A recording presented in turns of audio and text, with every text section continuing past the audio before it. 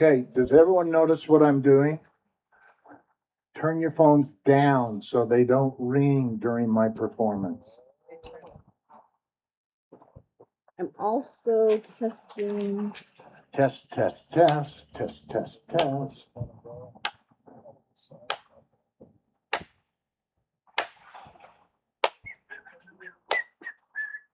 You guys start preschool this year? Yes. That's exciting. Where's it at? Remember? Where's it at? Where is it? Where is it? Millville Elementary, huh? Wow. That's awesome. Is it raining? A little bit. Oh, I can feel a few drops. We have a beach umbrella. Wait a minute. There we go. You can blame Meg for the rain. We can thank Meg. I will take credit. Yeah, we like the rain, huh? We need it. We are happy to have the rain.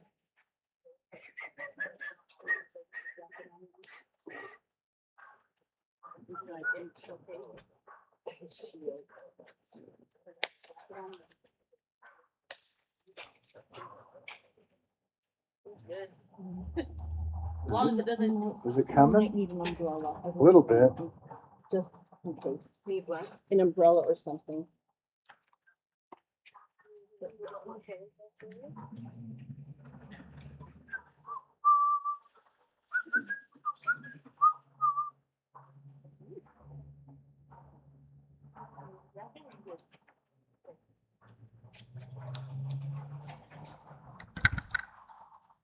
All right. You guys remember the song from last year? Here we sit like birds in the wilderness, birds in the wilderness, birds in the wilderness. Here we sit like birds in the wilderness, waiting for the rest to come, waiting for the rest to come, waiting for the rest to come. Here we sit like birds in the wilderness, waiting for the rest to come. Here we sit like zits on a teenager, zits on a teenager, zits on a teenager. Here we sit like zits on a teenager, waiting for the rest to come, waiting for the rest to come, waiting for the rest to come. Here we sit like zits on a teenager, waiting for the rest to come.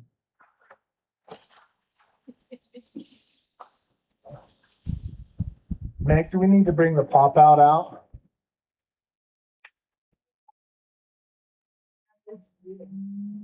I'm okay.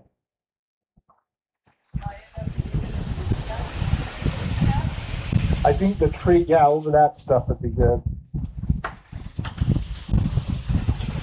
Wow. Are you okay, Rach? Yeah. Rachel, sorry, Rachel. A lot of people call me Ray. Hey, Alexis.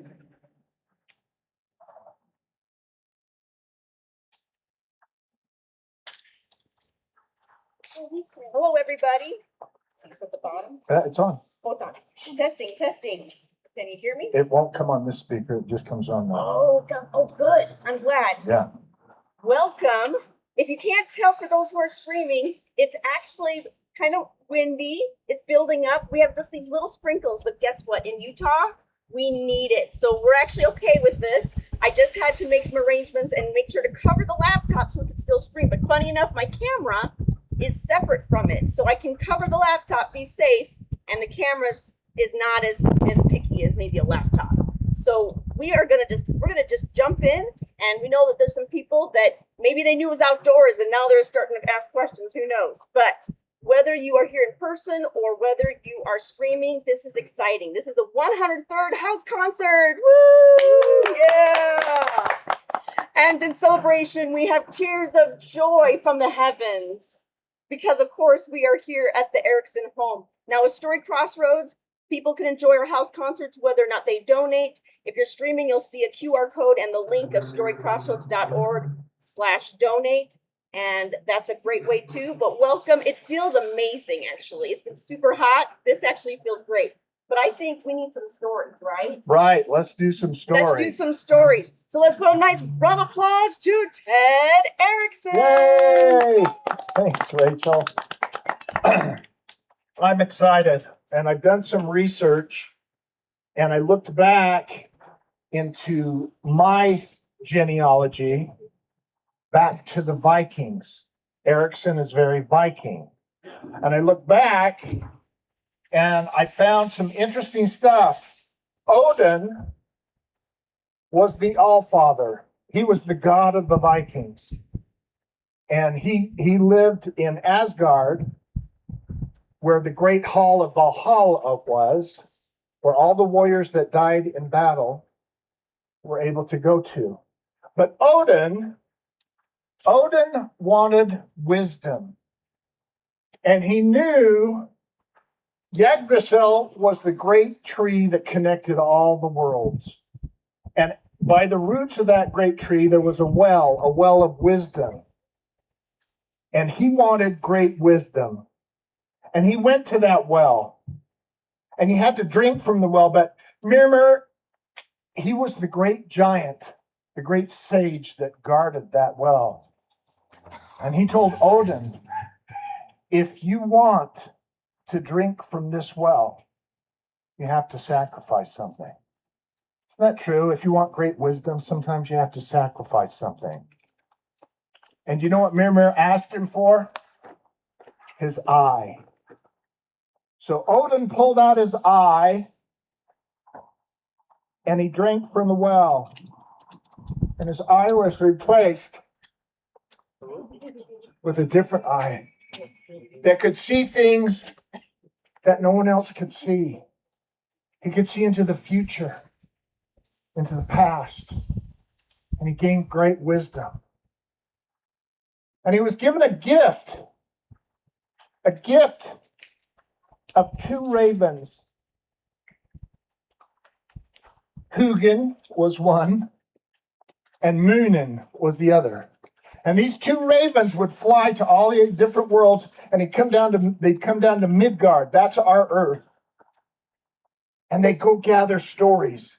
Now, Hugin, he gathered stories that were about thought and things to think about.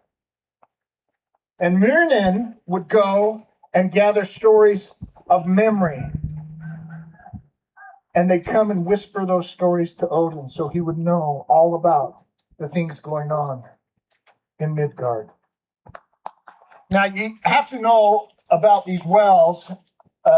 Yggdrasil, the great tree, there were several wells.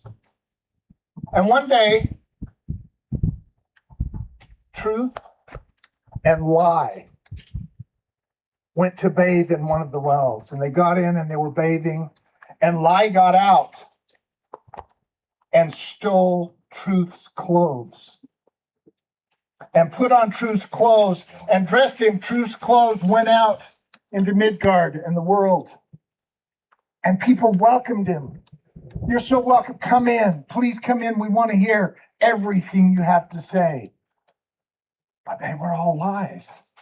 But people were very welcoming. Now, Truth was stuck. Truth got out and thought, I am not going to wear Lie's clothing. I won't do it. And she went out into the world as the naked Truth. And it was so shocking to people. They didn't want anything to do with the naked Truth. And she was so distraught. She didn't know what to do. And one day she was in an alleyway and she was just crying. And this old haggard woman came up and said, come with me. And she went back to this shanty. And this old woman, her name was Ella Gorey. And she made quilts. And she made a robe, a patchwork robe for truth. And each of those patchwork pieces were stories. And now she had a robe to wear of stories. And she went back out into the world. And through stories, people were able to accept the truth. And she started to gain friends and a following. So I'm going to robe you now in some stories. And we're going to start.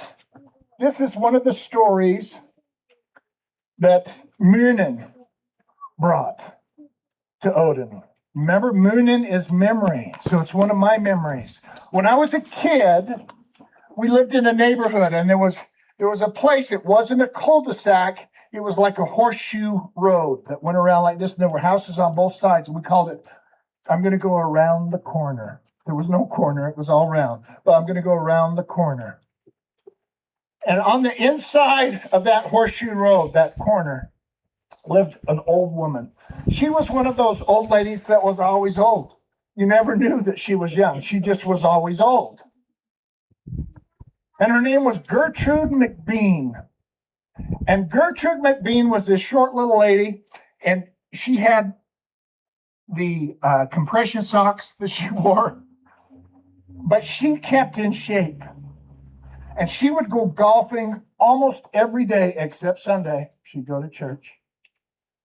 And she would go golfing every day. And she never got a cart. She always walked all 18 holes. And that's how she stayed healthy. The other thing about Gertrude McBean is she had these big, tall wigs. They were obnoxious. They were beautiful, but they were obnoxious. And she went to golf one day. She went to golf one day, and she decided, I'm going to rent a cart. And she rented a cart. And she drove out to the first tee, and she teed off, and she hit it, and it was a long drive. It was beautiful. And she got in her cart, and she went down the hill and then up. And as she got up over the hill, now, I have to tell you one other thing. Gertrude McBean had dentures. She had no real teeth. And she used to wear them when she'd golf. But when she'd tee off, she'd open her mouth and her teeth would fall out. So from then on, she never wore her teeth. So she went up over that hill to find the ball. And her mouth was open. And a fly. And she swallowed a fly. I don't know why she rented a cart that day. But I guess she'll die. And she went on. And she found the ball. It was out in the rough area. And she looking for it. And there was tall grass. And between the tall grass, there was a web. And the web was woven. And there were words in the web. Now, she got her wigs at Zeckerman's Famous Wigs in New York City. Zeckerman's favorite famous wigs, and she'd wear those wigs. But in the web, it was woven, that is some wig.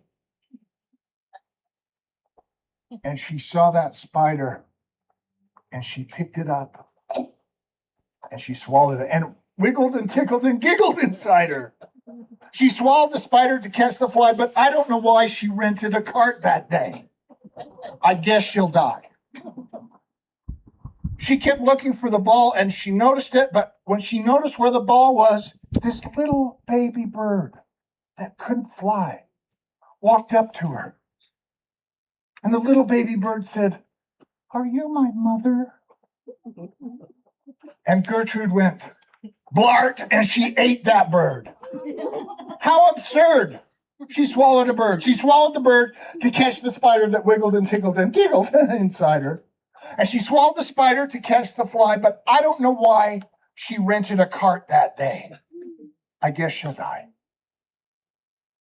She found the ball. She hit it back onto the green, but it went over on the other side. And she went over on the other side, and there was a cat, a black cat sitting there. and it had a red and white striped hat. And there was a theme next to her, theme 1 and theme 2. And Gertrude picked up that cat in the hat and swallowed the cat. Think of that. She swallowed a cat. She swallowed a cat to catch the bird. She swallowed the bird to catch the spider that wiggled and tickled and giggled inside her. And she swallowed the spider to catch the fly, but I don't know why she rented a cart that day. I guess she'll die. Now the ball had gone past the fence. And she walked around and she opened the gate. And there was a doghouse. And on the roof of that doghouse, there was a dog laying there. She says, I hate to be Snoopy, but I got to find my ball. And she went and grabbed that dog. And she swallowed the dog. What a hog! She swallowed a dog. She swallowed a dog to catch the cat. She swallowed the cat to catch the bird. She swallowed the bird to catch the spider that wiggled and tickled and giggled inside her. And she swallowed the spider to catch the fly, but I don't know why she rented a cart that day. I guess she'll die. She found the ball and she hit it back onto the fairway and it went clear to the other side. She wasn't doing very well that day. She was kind of full. And she hit it over by another fence. And she went over to the fence and there was a sign, Gruff Farm. And there were 3 billy goats. A little teeny one, a middle-sized one, and a big billy goat, Gruff. And she grabbed the biggest one. And she swallowed that goat. She opened her throat and she swallowed that goat. She swallowed the goat to catch the dog. She swallowed the dog to catch the cat. She swallowed the cat to catch the bird. She swallowed the bird to catch the spider that wiggled and tickled and giggled inside her. And she swallowed the spider to catch the fly. But I don't know why she rented a cart that day. I guess she'll die. She hit the ball again, and it went, and it landed by another fence. And there was a sign, Farm McDonald. And she knew old McDonald because he had a farm.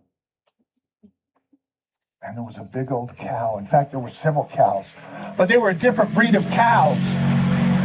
They didn't have black and white spots on them. They had like colorful flowers.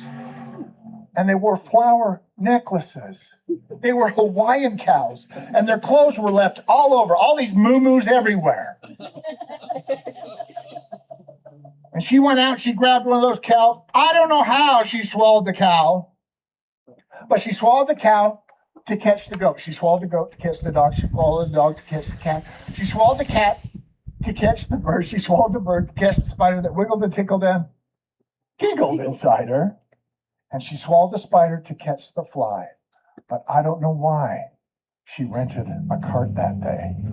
I guess she'll die. She hit it hard this time. It was almost to the green. And she went over, and there was another fence. And there was a big old horse, and his head was just over the fence, looking around. And there was a cart behind this horse. That's right. The horse was behind the cart or whatever. And she went over. And when she went over, she went to pet his nose.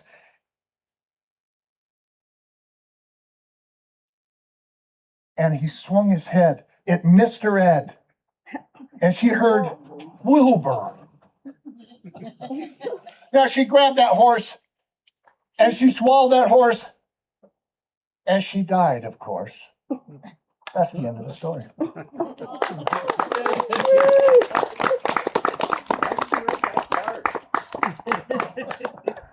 Okay, now it's Hugin's turn, and he whispers a story in Odin's ear.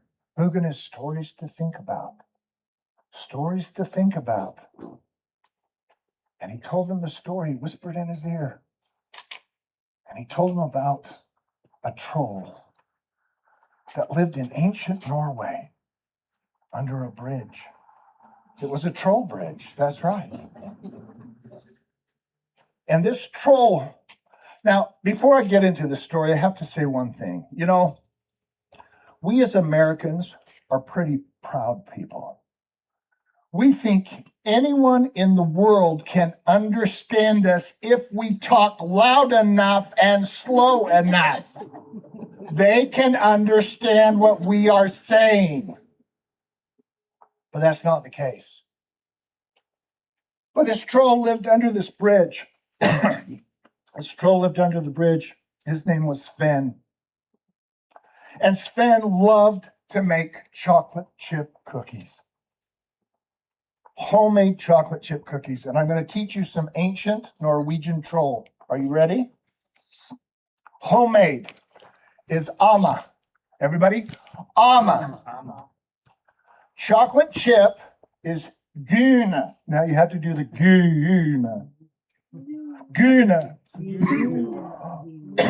Man, can you go get me a drink? Yes.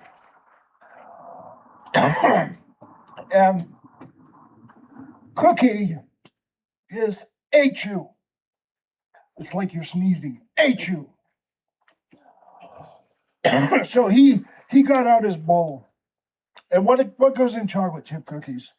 Chocolate chips. Chocolate chips. What else? Flour. And he didn't use chicken eggs. He used an ostrich egg. How many chicken eggs equals one ostrich egg? 2 dozen. 24. And he cracked that egg in there. And what else goes in it? Something sweet. Sugar. And a little bit of vanilla. And he mixed it up. And he put it on the cookie sheets and he baked it in the oven and he had tons and tons of chocolate chip cookies. But he loved to share those chocolate chip cookies. And so he just wanted to share them. And then he heard a woman bringing him a drink.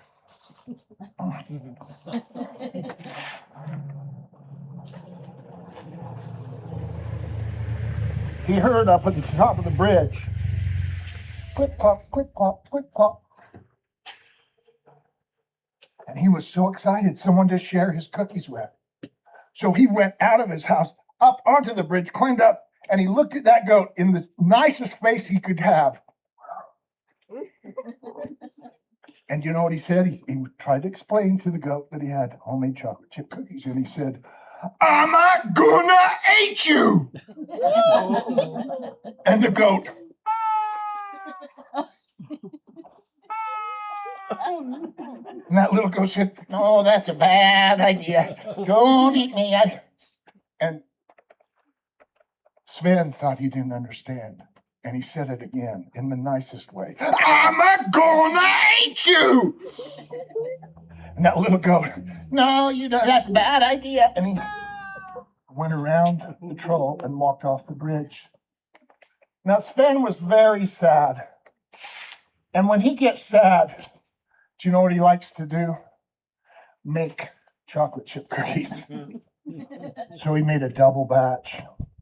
And he had cookies on the counter, cookies in the sink. And he thought, "Oh, I wish I had someone to share this with." And then he heard on that bridge, clunk, clunk, clunk, clunk, clunk, clunk.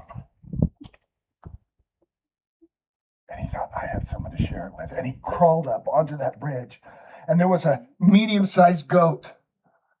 And he went right up to the goat and he said, "I'm not gonna eat you." And the goat looked at him and passed out. And Sven went over, "I'm not gonna eat you." The goat didn't move. Soon Sven crawled back down. That goat got up and he walked across the bridge. What does Sven do when he's sad? He makes chocolate chip cookies. And he made 3 batches this time. He had cookies on the countertop, in the fridge, on top of the stove, on the bedroom, in the bed, on everywhere. He had so many, and it smelled so good. And then he heard a up on the top of the bridge. Clomp, clomp, clomp, clomp. And he went up there, and there was a big billy goat. And he looked at that billy goat right in the eye, and he said, I'm not gonna eat you. And that goat started to snort. I'm not gonna eat you. And that goat put his head down, and he rubbed his foot, and he charged. But as he charged, he did this. Ah! And as he charged, he bucked, spun up into the air, and he floated down onto the water on his back. And he started floating down the river, and he was so depressed.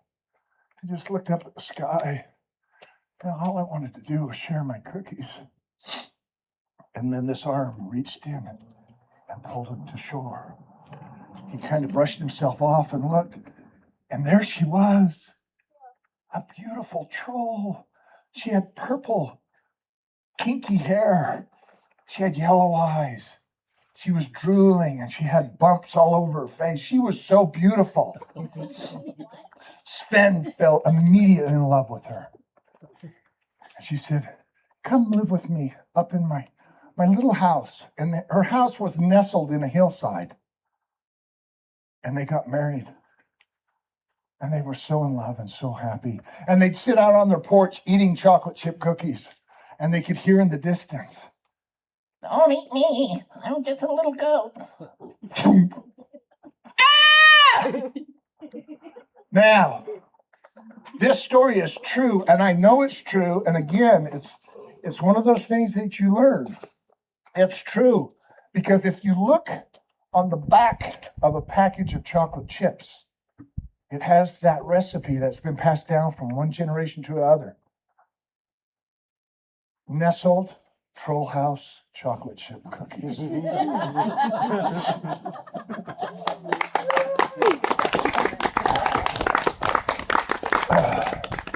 All right. It's Munin's turn. Munin whispered in Odin's ear, and this was a memory that he shared with Odin that I have. Back in my youth, when I was in junior high, we had a woodshop class, and we got to make bows and arrows. It was awesome. That wouldn't be allowed today. But we made bows and arrows, and I made one. My brother Dave made one. My friend Tom was there. And we had this big, we called it a gully. It was a big field out behind our fence in the back. And me and Tom raised chickens. But my mom didn't like the chickens because they laid more than eggs. And so we had to get rid of them. So we thought, we'll hunt them. So we took them out, we set them on the ground. And we had our bows and arrows, and we counted to 100. And when we opened our eyes, the chickens were pecking at our feet. Dave lost a toe. But we always wanted to be the mighty hunters. There was a movie back when we were kids, Jeremiah Johnson. Jeremiah Johnson went up into the mountains, betting on forgetting all his troubles and his woes. He was awesome. He'd catch fish with his bare hand and eat them raw. He'd hunt bear and rabbits. He was the mighty hunter, and I wanted to be a mighty hunter like him. That was our goal. In fact, we'd go out in the gully and we'd find bugs, praying mantises, and we'd eat them raw. It was awesome. And that song, Jeremiah Johnson went up into the mountains, betting on forgetting all his troubles and his woes. Now fast forward to this house. I'm married now. My kids, my oldest son is married and moved out. My two other kids are on missions. They're out of the house. And we decided to get chickens. We love chickens. And we got chickens. I called them my ladies. I loved them so much. And 3 of them laid eggs, and 2 of them laid huevos. It was Juanita and Consuelo. And we love those chickens, but I went out one day and one of those chickens was torn apart. Yeah, I was pretty upset. And I told Meg, I said, do you know what? I'm going to get a trap. But I didn't get the nice trap, the box that catches them live. I got a bear trap. And those aren't easy to set. And I put a marshmallow. And I thought, okay, now try this. And I got up early Friday morning because I had to open the bank where I worked. And I came out this door right here and I looked over at the chicken coop. And there laying in the bear trap was a skunk. And I thought, well, he's dead. I'll take care of it when I come home for lunch. I came home for lunch and I looked back there and that skunk was walking around with one of his paws stuck in the trap. I'm like, oh no, what am I going to do? And then I thought, I always heard if you got a blanket and covered them, they wouldn't spray on you. So I went and got a blanket, but then I went to the garage. At that point in my life, I didn't have guns. I'm not against guns, but I didn't have one. So I went to the garage and I grabbed a sledgehammer. And I thought, if I cover this skunk, I can just thump it and then we'll be done. And I went up and I got Meg. I said, Meg, we've got this new video camera. You press this button, come out and film this, and we'll send it to the kids on a mission. So Meg stood about where she's sitting there. And I got that tablecloth is what I got. And I went up and I covered the skunk. I was halfway there. It was awesome. And I picked up that sledgehammer and I came down. And when I hit, that tablecloth came down. And that skunk's butt went up and his anus bloomed. Now, I learned a very important lesson. Don't ever do this when a skunk sprays you. It went in my mouth. It went all over me. I'm screaming like a little girl. And Meg says, at least it didn't hit you in the face. I said, it's all over my face. And my first instinct was to run in the house, but I thought, I'm going to have to do this again. So I went over and I pummeled that poor skunk. He was flat. And then I ran in the house and the stink was, I stripped naked as I ran in the house, trying to get the stink off of me. And I ran up, we had to burn the shower curtain. We had to throw away the soap. And I had to get back to the bank because I had to close that night. And I sat down to eat some lunch and I said, Meg, do I stink? And she said, everything stinks. And when I went back to the bank, the tellers and the other people there, they said, Ted, you stink so bad. And they lit candles, which you're not supposed to have open flames in an office, but they lit them anyway. And customers of the bank would come in and they would say, did you spray for bugs? Because it really stinks in here. Now, the office where I worked at the time was right by Kmart. And I've always seen those commercials of that orange oil that will get rid of any smell. And I thought, I'm going to go over and see if I can find it. And I went into Kmart and I couldn't find that oil. And so I went back to the automotive and I got one of those trees and I was rubbing it all over me. But as I was rubbing it, I looked down the aisle and one of the Kmart workers had a tablecloth. And I looked down another aisle and there was a glimmer and he was coming down with a sledgehammer. Now, a lot of people hear this story, and when I hit the skunk, they go, oh. I'm like, what about the chicken? No one says, oh, about the chicken. Now, I don't have it out here, but I do have a necklace that has his paw, the skunk's paw, because I had to have proof. But I survived. But again, important lesson. If a skunk ever sprays you, don't do this.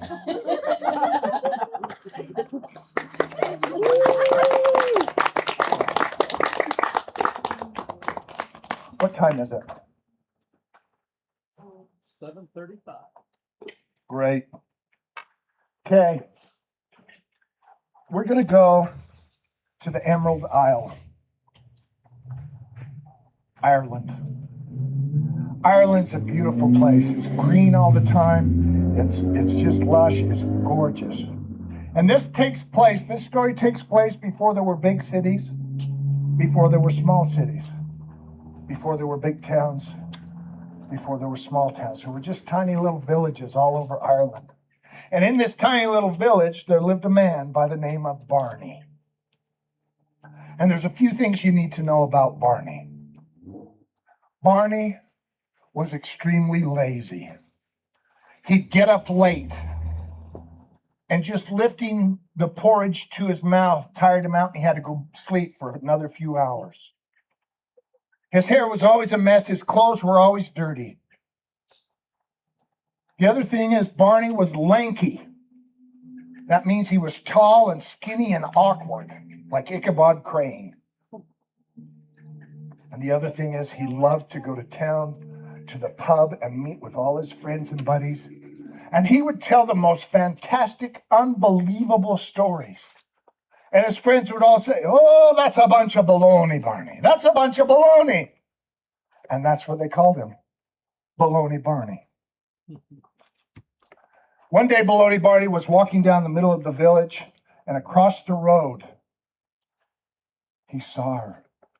She was beautiful. She had long, red, curly hair like the tendrils of honeysuckle. She had white skin like butterfly's milk. Her eyes were the color of emeralds. Her lips were like roses. He slowly walked across the street and he knelt down and he said, "Will you marry me?" And she looked down at Baloney Barney, his hair a mess and all dirty, and she said, "I will." You see, it was a small village, not a lot of choices. The time for the marriage came. Small little church in the middle of the village. And there she was in the back of the church. She was beautiful. She had on her grandmother's lacy white dress. There were flowers in her hair, and she smelt of lilac. And there was Barney, Baloney Barney, hair a mess, clothes dirty. And I don't know exactly what happened, but when they walked up, I think they walked too fast up to where the priest was. Because when they got up front, this was Baloney Barney. How many have parents that snore? How many have spouses that snore? And he had fallen asleep, but the priest went ahead and started. He said, "Now, before I marry you, I want to give you 3 blessings. So listen very carefully. The first blessing I want to bless you with is the blessing of wealth. But wealth doesn't come in the form of money. Wealth comes in the form of animals, cows and horses, pigs and chickens and geese. For if a man has those things, he truly is wealthy. The second thing I want to bless you with is riches. But riches doesn't come in the form of gold and silver, but it comes from heaven in the form of children. For if a man has children, he truly is rich. And the third blessing I want to bless you with is the blessing of prosperity. And what it means to prosper is to always have food on your table and a roof over your head." Now, young maiden, do you take Baloney Barney to be your lawfully wedded husband? "I do." "Baloney Barney, do you take this beautiful young maiden to be your lawfully wedded wife?" "I do." And they were married. Now, back then, it was a glorious time. There were no bankers and there were no lawyers. And the village gave them a little piece of property on the outside of town. It wasn't a very good piece of property. It had a lot of stones and rocks, big rocks on it. It had a shack on it that had holes in the roof. It's good it doesn't rain much in Ireland. That's a joke. It does rain a lot in Ireland. Now, young ladies, now that Baloney Barney is married, is he still lazy? Yeah, you marry a lazy man, you get a lazy man. That doesn't change. So his wife had to get a job in town. She worked at the bakery. Noble Barney, Baloney Barney, would get up early every morning with his wife to eat breakfast with her. And they ate breakfast together. And one morning they got up, they ate breakfast together. They went out on the porch. He kissed her on the forehead. He watched as she walked down the stairs, over the hill. And he sat in his favorite chair on the porch. And he watched as she walked up.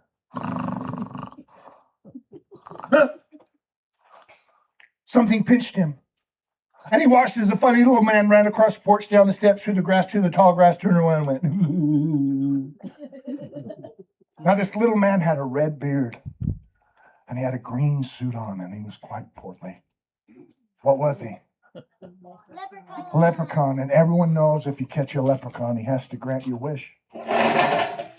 Baloney Barney said, okay, leprechaun, I'm going to get you. And he ran across the porch, down the steps, through the grass, about halfway. Baloney Barney slept for several hours. When he woke up, he looked over, and the funny little man was still there. Baloney Barney got up. He ran as fast as he could. He picked up that little man. His little feet were dangling like this. He said, all right, leprechaun, I caught you fair and square. You have to grant me wish. And what I want from you is I want wealth. I want to be wealthy. And the leprechaun said, oh, Barney, we wee folk don't have a chance with you. If you want to be wealthy, what you have to do is go to that big stone on the top of the hill on your property and kiss it, and you'll be wealthy. Baloney Barney knew exactly where that stone was, and he threw down the tiny little man, and he started to run as fast as he could go. Went up the hill. He got to the stone. He knelt down. He said, just got to kiss it, and I'll be wealthy.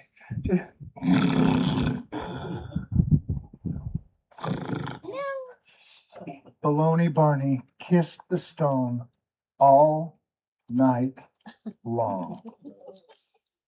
The warm sun on his back woke him up.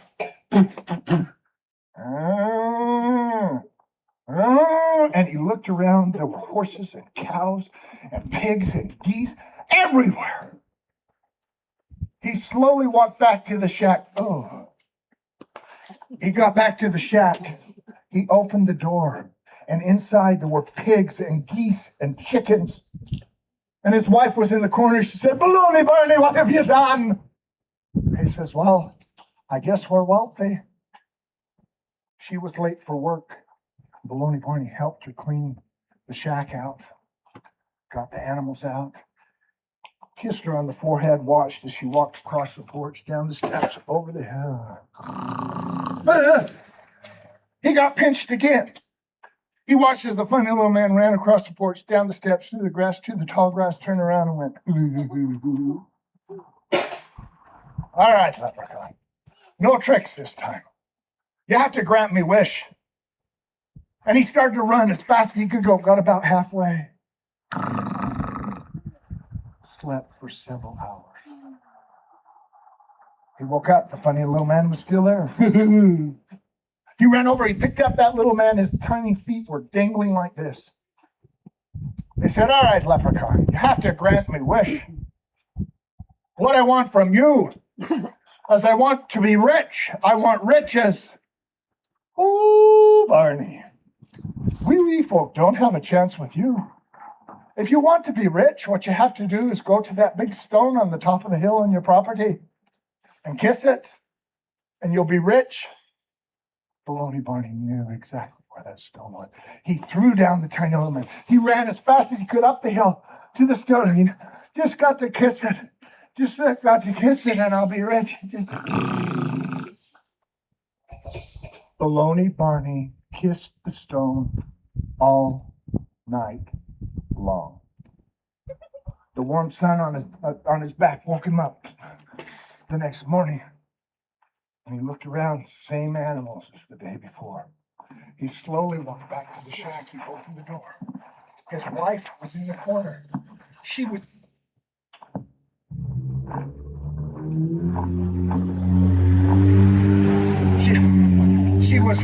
she was big as a hippopotamus. She said, "Barney, what have you done?" And she exploded. Hundreds of kids, fat kids, sissy kids, kids that climb on rocks, tough kids, sissy kids, even kids with chicken pox.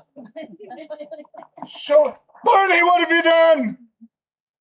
And he said, "Well, I guess we're rich." His wife was late for work. His wife was late for work. He kissed her on the forehead, sat on his favorite chair, and watched as she walked over the... Something pinched him again. And he watched as the tiny little man went across the porch, down the steps, through the grass, to the tall grass, turned around and went, "All right, leprechaun. None of your tricks this time. You're going to grant me wish."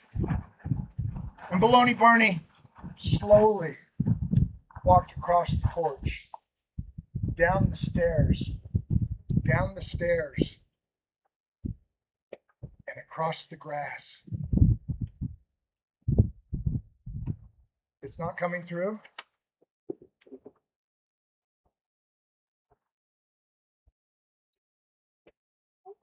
Is it now?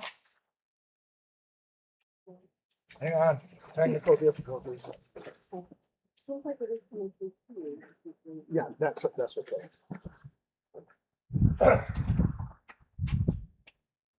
So he slowly picked up the tiny little man. His little feet were dangling. He said, "All right, leprechaun, I know your tricks. No tricks this time. What I want from you, you have to grant me wish. I want prosperity. I want to prosper."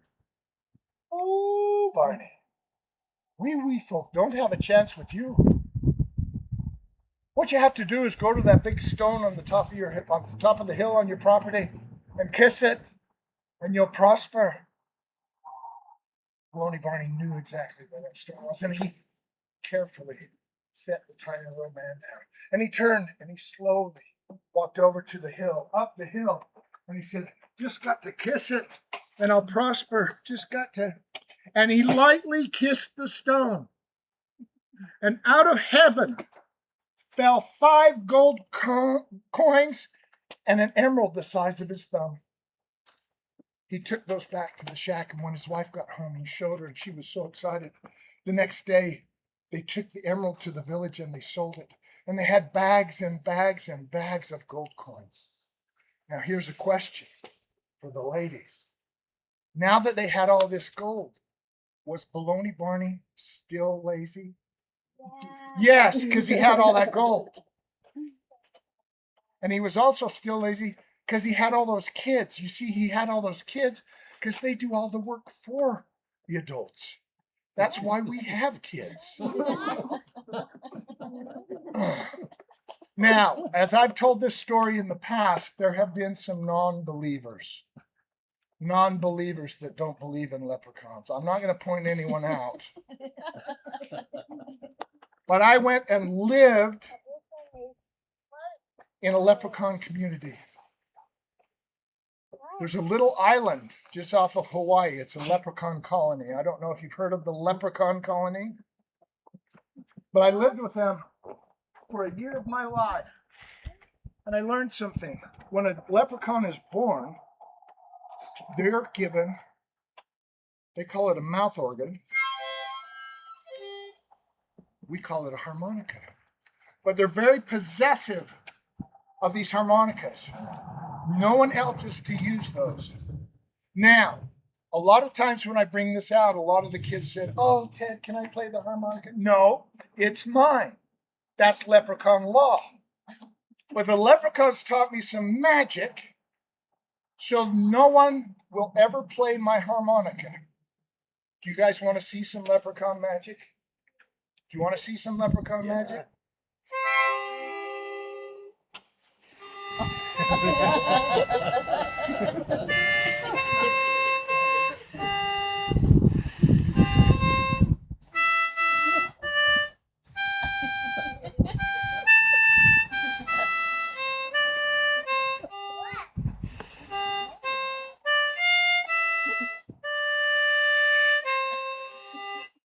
Now, does anyone want to play it?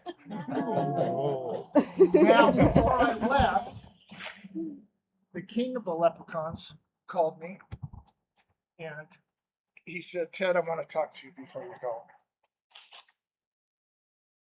And he gave me a gift. Now, the king of the leprechauns' name was Patty. Patty is a normal Irish name. His last name was O'Furniture. Patio Furniture, perhaps you've heard of him. Patio Furniture, and he gave me a gift. He gave me his mouth organ.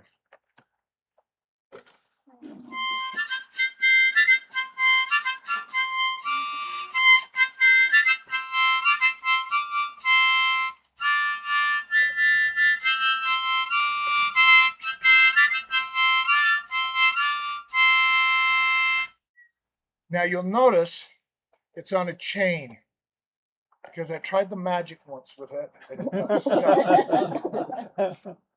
Now, Patty got serious and he looked me in the eye and a tear started to run down his cheek. He said, Ted, when you go back out into the world, please tell the children to believe in us because we believe in them.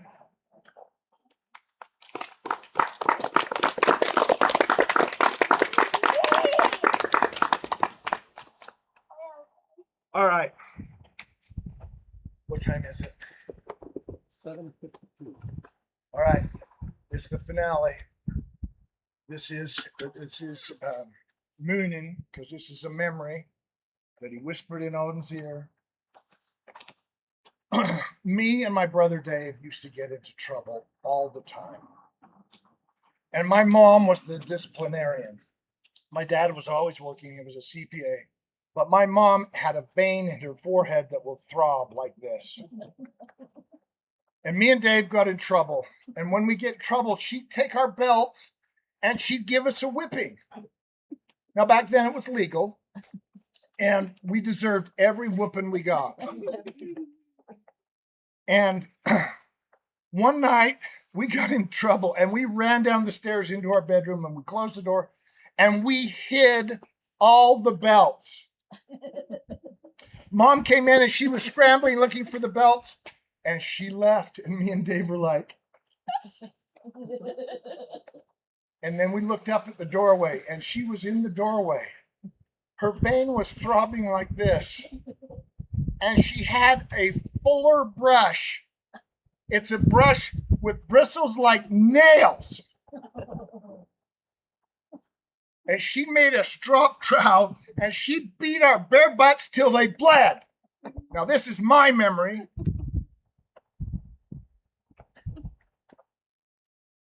Fast forward several years. We always had dinner with our kids. You need to do that. It protects them from the influences of the world. And at the dinner table, we would talk about my mom beating my bare butt till it bled. And when my kids got a little older, we went to see Grandma Lou. And my oldest, Isaac, said, Grandma Lou, is it true you beat my dad's butt till it bled? And you know what my mom said? Do I look like a woman that would do such a thing? And I said, yes, you do. I was 4 years old. Dave was 5. 4 and 5. We got sick. Swollen glands, fever, sore throat, cough. Mom came into our room and said, we're going to take you to the Olympus Clinic to see Dr. Giddings. And we loved going to the Olympus Clinic because every time you went to the Olympus Clinic, you got a sucker. And the sucker made everything worth it. But looking back on that sucker, it was dumb because it didn't have a stick. It had a safety string so that you couldn't poke your brother in the eye with a stick. But the problem is when you ate it, the sucker would droop down and stick all over your hands. But it was worth it. It made everything worth it. But she got us dressed and we went out to the car. It was an old green Rambler. Now back then we didn't have seat belts. That's how old I am. But you didn't need them in that Rambler because the back seat had little pokey things on the material like Velcro. And you throw the kids back there and they'd stick. And you couldn't move. Mom threw us in the back and we pulled out and we went to the Olympus Clinic. When we got there, she opened the doors. She peeled us off the back seat.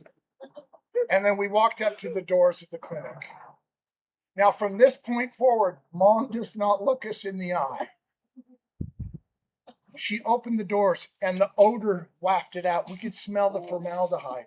They were keeping all the dead body parts in the back. There was a little people couch and a big people couch. Mom sat on the big people couch. She did not look us in the eye. Me and Dave sat on the little people couch and we were doing this. And then we heard it. They were torturing a child in the back. We could hear it screaming. We were doing this now. The nurse came out and said, Erekson? Mom stood up. She did not look us in the eye. We followed the nurse back into the examining room and the nurse disappeared. Mom sat down. She did not look us in the eye. We were looking around and then in walks Dr. Giddings. And he had a satellite dish on his forehead. They hadn't even been invented yet. And he took a hammer and he hit our knees and he looked in our ears and he took our temperature and then he got 2 sticks with cotton swabs on them. Yeah. And he left the room. Mom did not look us in the eye. After a while, Dr. Giddings came back in. He said, well, Teddy and Dave, you have strep throat. And then he left. Mom didn't move. We're like, where's our sucker? Another nurse came in and said, follow me. Mom stood up. We followed that nurse down the hallway, and then she turned down a dark corridor. We stopped in front of a big metal door with a window with chicken wire in it. She unlocked the door. When she opened the door, there were scratch marks on the inside of the door. We went into this room. She closed the door and locked it. Mom sat in the only chair in the corner and threw up a magazine. She did not look us in the eye. Me and Dave were looking around, and besides the chair Mom was in, there was a hospital bed. It had like a gurney bed, and then the wheels on the bottom. And next to that was a big metal cabinet. And as me and Dave were looking around, we heard the door unlock. And in she walked, Nurse June. I hate the month of June because of Nurse June. She had bright red hair like the flames of hell. She had deep blue eyes like the embers of a fire. And she had one of those faces where her lipstick went up, but her face went down. She went over to the metal cabinet and she was fussing. We could hear metal and glass clanking. And then she turned like this, like we couldn't see. It was a big metal syringe like they use on cattle. And the needle was this long.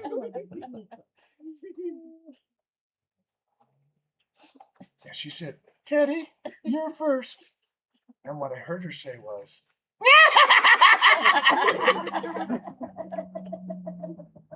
now, when you go get a shot today, you go in, you roll up your sleeve, the nurse goes, boop, boop, boop, and you're done. Not Nurse June.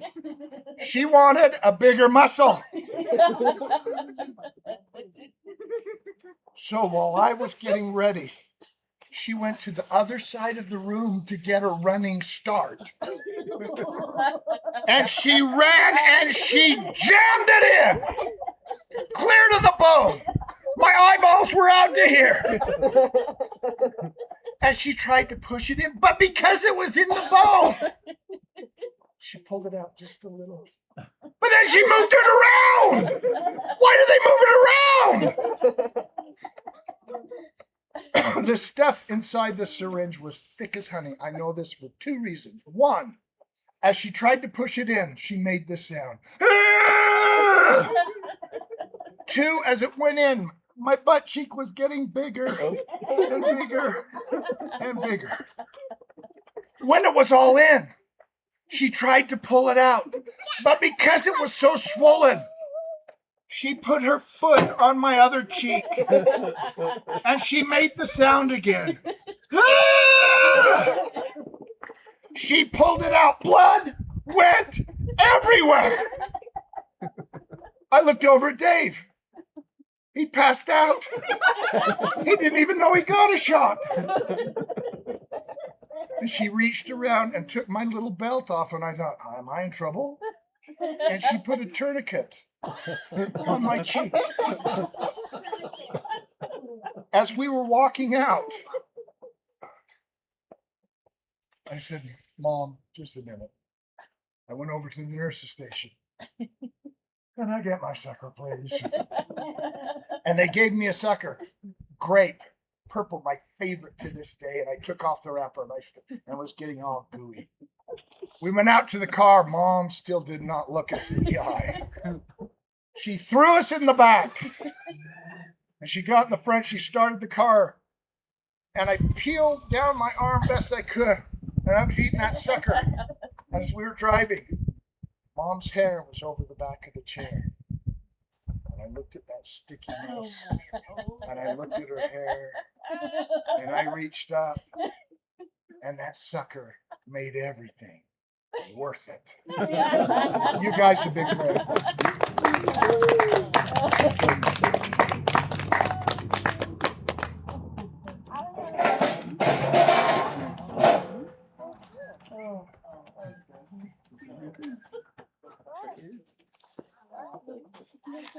Well, thank you so much, everybody. And we had a nice, good time. Did you know that 10 minutes of vigorous laughter equals 10 minutes of rowing? It is true. I did a research paper in middle school on laughter's the best medicine. If you need more things about laughter. And Ted Erekson obviously does this for us. So we've gotten some good exercise. I know the people streaming, they've done that as well. And just let out that laughter again. Go, ha, ha, ha, ha, ha, ha. And you just have a good workout. Another round of applause to Ted Erekson. Thank you.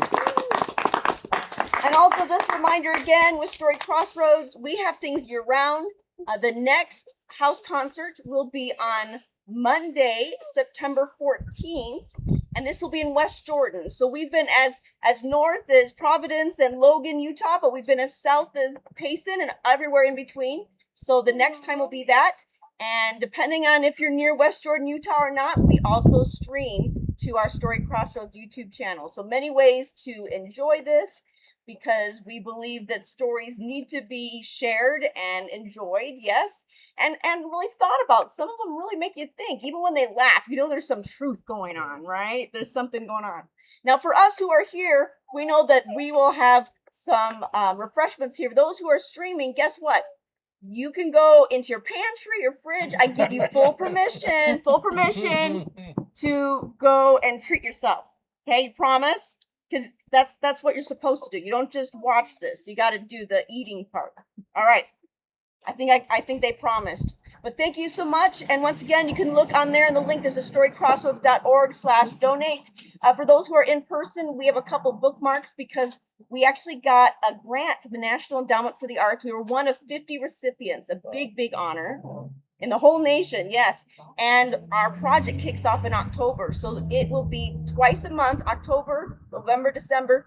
And we have historical storytellers. They're paired up. These historical figures may or may not have known each other, but it's fascinating when you hear their stories on the same time. So we encourage you to check that out, get those bookmarks. For those streaming, we will eventually put it on our YouTube. It won't stream live. We want to do some editing and some great footage that we're putting in with that program. But you can check it out at storycrossroads.org/America250. And we'd love for you to enjoy more things that we do. So again, let's enjoy refreshments. Let's be thankful for the Ereksons and for this Erekson. Woo! Thank you. Come have some cookies. All right. Chocolate chip cookies. Sadly, no. Chocolate chips in. Oh, I didn't say it right. Yeah. But, hey, Ted. Hey, what? Did you like those stories? Hey, Joe. Once you finish I said one it was similar. long ago, I saw 2 yellow birds. Yeah. These I deals? like them peeling at first. It's actually tastes really good. Oh, thank you. Do you guys want some They cookies? did not look appealing. Snickerdoodles, and these are called monster. Oh, that's okay. Usually here all the time. Go have some cookies.